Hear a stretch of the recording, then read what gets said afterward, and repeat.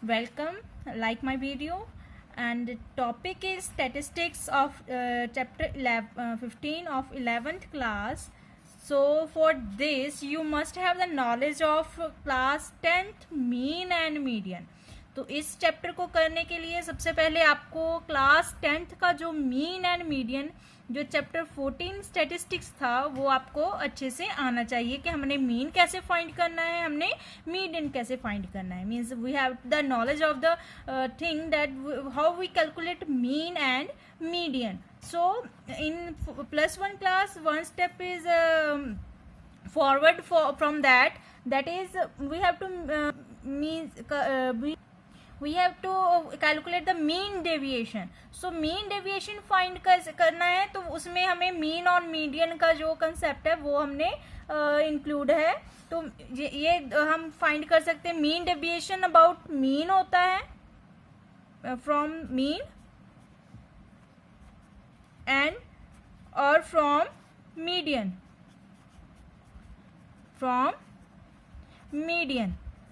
तो mean deviation हम mean से भी फाइंड करते हैं और मीडियन से भी फाइंड करते हैं.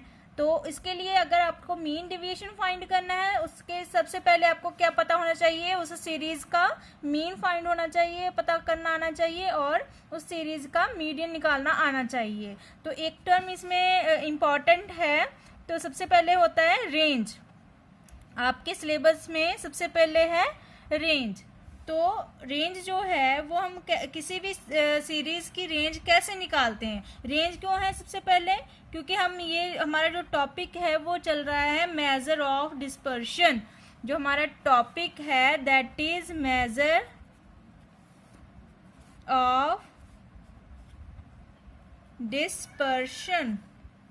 इसमें हम कैलकुलेट करते हैं रेंज. उसके बाद आता है क्वार्टाइल डेविएशन, फिर आता है मीन डेविएशन, फिर आता है स्टैंडर्ड डेविएशन. तो इसमें इस +1 में हम ये सब स्टडी करने वाले हैं. तो सबसे पहले क्या है रेंज. तो किसी भी सीरीज की रेंज हम कैसे निकालते हैं, उसका फॉर्मूला है कि range is equal to maximum value minus minimum value. मतलब कि जो हमें कोई सीरीज दी गई है उसमें मैक्सिमम वैल्यू में से मिनिमम वैल्यू माइनस कर देनी है. तो कोई इसको a माइनस बी भी बोलता है और कोई इसको h माइनस एल भी बोलता है. Higher value minus lower value, u minus upper L भी बोलते हैं, u minus L upper value minus lower value.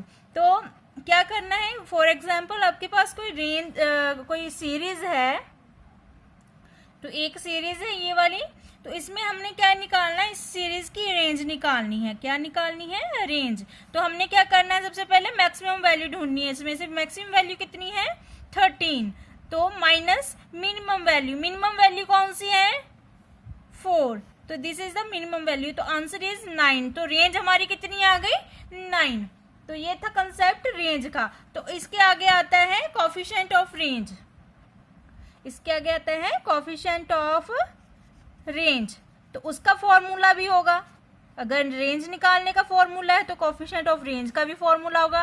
तो वो क्या होता है, u या h minus L upon h plus L. तो कुछ नहीं करना है, जो हमारी ये वाली वैल्यू थी मैक्सिमम माइनस मिनिमम, तो उसमें क्या कर देना है, maximum value minus minimum value. क्या करना है, maximum value minus minimum value over maximum value plus minimum value. तो वो हमारा आ जाएगा कोफिशिएंट ऑफ रेंज. तो इसी सीरीज की बात करें तो हमारा क्या आ जाएगा, maximum value 13 minus minimum value 4 by 13 plus 4. तो आंसर इज 9 बाय 17. तो answer is 9 by 17. That is the range of the coefficient. तो ये तो हो गई रेंज की बात. अब नेक्स्ट हमारा चलते हैं मीन डेविएशन की तरफ. मीन डेविएशन फ्रॉम मीन कैसे फाइंड कर. तो रेंज हमने कर लिया है कि रेंज कैसे निकालते हैं, उसका कोफिशिएंट कैसे निकालते हैं, मैक्सिमम माइनस मिनिमम वैल्यू से के साथ. तो अब बात करते हैं मीन डेविएशन की. तो मीन डेविएशन में जैसे मैंने पहले ही बताया है कि हम दो तरह से फाइंड करते हैं मीन डेविएशन फ्रॉम मीन। तो पहले इसकी बात करते हैं कि मीन के साथ हम कैसे फाइंड करते हैं, और इसको डिनोट करते हैं हम MD, कैपिटल MD, और साथ में इसके x बार।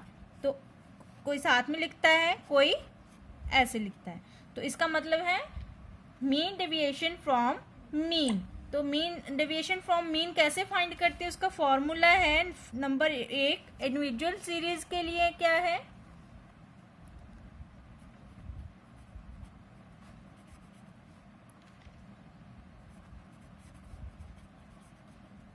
इंडिविजुअल सीरीज के लिए क्या है कि mean deviation about mean is equal to summation of x minus x i upon n। Sorry, थोड़ा सा करेक्ट कर लेते हैं। मीन डेविएशन अबाउट मीन क्या होता है, x माइनस एक्स बार मीन्स मीन अपॉन n। तो इसमें क्या करना है, हमें मीन का कंसेप्ट यहाँ पे यूज हुआ कि हमें मीन पहले से ही फाइंड है, तो हमने वो क्या किया, अपनी सीरीज में से माइनस करके उसका आंसर निकाल लिया। ठीक है, तो ये तो हो गई इंडिविजुअल सीरीज। तो डिस्क्रीट सीरीज के लिए क्या होता है, डिस्क्रीट सीरीज के लिए मीन डेविएशन अबाउट मीन और from mean is equal to summation of f, क्योंकि फ्रीक्वेंसी दी होगी अभी हमें डिस्क्रीट सीरीज में, तो f साथ में मल्टीप्लाई हो जाएगा, बाकी सारा फॉर्मूला सेम रहेगा बाय n। ठीक है, तो ये हो गया हमारा mean deviation about mean in discrete series. और जो कंटिन्यूस सीरीज है वो भी सेम ही होता है, हमें ये फाइंड करना होता है, साथ में f को फ्रीक्वेंसी को मल्टीप्लाई करना होता है। तो ये दोनों का सेम फॉर्मूला रहेगा, कंटिन्यूस सीरीज और डिस्क्रीट सीरीज का फॉर्मूला सेम ही रहेगा। और इंडिविजुअल सीरीज में f मल्टीप्लाई नहीं होगा क्योंकि फ्रीक्वेंसी हमें गिवन नहीं होती है। तो ये है हमारा, तो इसको एक क्वेश्चन के साथ सॉल्व करते हैं। तो क्वेश्चन क्या है, find the mean deviation from mean. तो इसके सबसे पहले हमने क्या देखना है, फॉर्मूले की तरफ। फॉर्मूले में हमें ये तो हमारा x हो गया, तो अब x के साथ हमें क्या चाहिए, n नंबर ऑफ टर्म्स। वो कितनी है वो हमने काउंट कर लेनी, 1 2 3 4 5 6 7 8 है।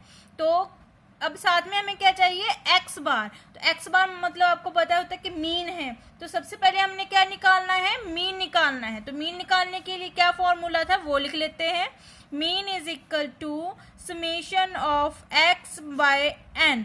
क्योंकि हमने पढ़ा है कि इंडिविजुअल सीरीज अब इनको सबको प्लस कर देंगे और डिवाइड कर देंगे n से, तो वो हमारा क्या आ जाएगा, मीन आ जाएगा। अब हम इसको सबको प्लस करते हैं तो हमारे पास क्या आ जाएगा, 80 बाय नंबर ऑफ टर्म्स कितनी थी, 8, तो आंसर आ गया 10। तो हमारे पास अब क्या आ गया कि ये हमारा मीन जो है वो हमारा 10 आ गया। अभी हमें फाइंड करना है mean deviation about mean.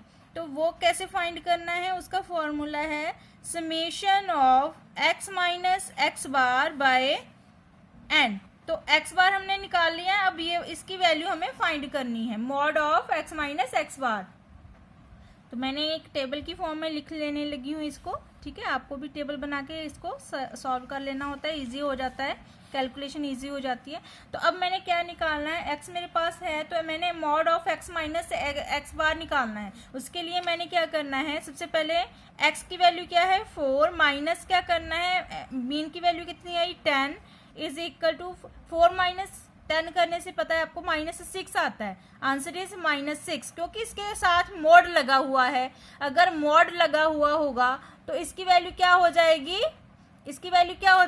Positive हो जाएगी। इसकी वैल्यू पॉजिटिव में 6 आ जाएगी। ठीक है, ये मॉड जो है वो इसी कारण लगाया हुआ है। अगर इसकी वैल्यू नेगेटिव आ रही है तो हम उसको क्या कर देंगे, पॉजिटिव कर देंगे। ठीक है, तो अब नेक्स्ट की वैल्यू देखते हैं, 4 के बाद 7 माइनस 10, तो अगेन इसकी वैल्यू आ जाएगी -3, अगेन नेगेटिव, तो उसको हमने क्या बना देना है, पॉजिटिव। तो अब फिर से 8 minus 10 is equal to -2, that is again negative, उसको हमने क्या बना देना है, पॉजिटिव। ठीक है, मॉड फंक्शन ही ये होता है कि जो हमारे पास नेगेटिव वैल्यू आ रही है उसको हमने क्या कर देना है, पॉजिटिव में कर देना है। अब इसके बाद देखो हमें क्या चाहिए, इनका समेशन चाहिए। समेशन साइन किसके लिए होता है, मतलब जो जिसके साथ वो लगा होता है उसको क्या हमने करके लिखना होता है, उनका प्लस करके उनका टोटल करके वहां पे लिखना होता है। तो इसका टोटल करेंगे, इसका टोटल कितना आ जाएगा, करो टोटल, 24 आ जाएगा, इसका टोटल आएगा 24। तो इसका टोटल आया था 80। तो अब बस फॉर्मूले में फिल कर देनी वैल्यू। तो summation of x minus x bar क्या आया हमारे पास, summation of mod of x minus x bar हमारे पास क्या आया, 24 बाय नंबर ऑफ टर्म्स कितनी थी, n हमारे पास कितनी थी, 8, दैट इज इक्वल टू 3। तो हमारा mean deviation from mean is equal to 3 है आंसर। दोबारा देखो कैसे करना है एक बार। अगर मीन से फाइंड करना है, सबसे पहले आपको क्या फाइंड करना है, मीन। तो आपको पता होना चाहिए कि मीन का फॉर्मूला क्या है। नहीं पता तो एक बार 10th का जो सिलेबस चैप्टर है वो आप रिवाइज कर लो।